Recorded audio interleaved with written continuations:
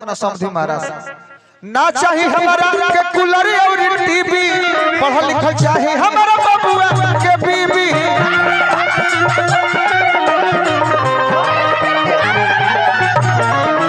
ना चाहिए हमारा के कूलर और टीवी, पढ़ल लिखल चाहिए हमारा बबुआ के बीबी।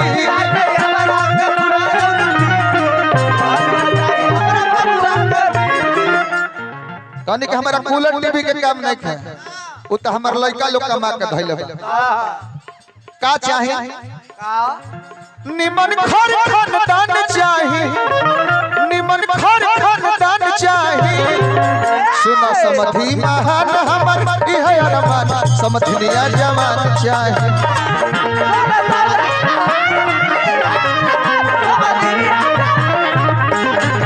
सुना समधी महान हमर इह अरमान, समझनिया जवान चाहे।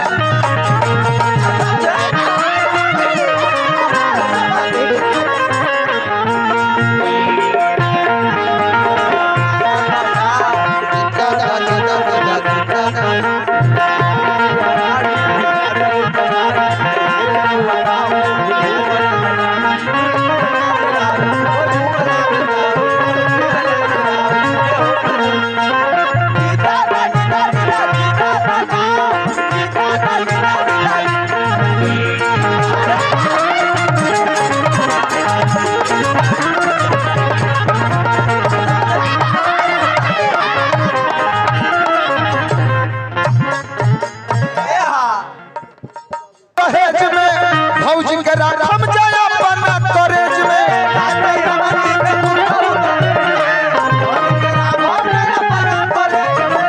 ना चाहिए हमनी के कुछ दहेज में। भौजी के राखम जाया बना कॉलेज में।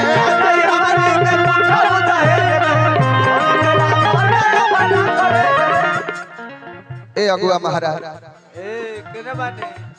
उनकर मीठ मुस्कान चाहिए, उनकर मीठ मुस्कान चाहिए।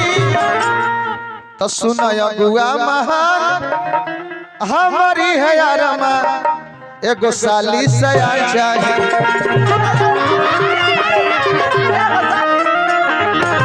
सुना अगुआ महान हमारी है यारमा, एगो साली सया चाहिए।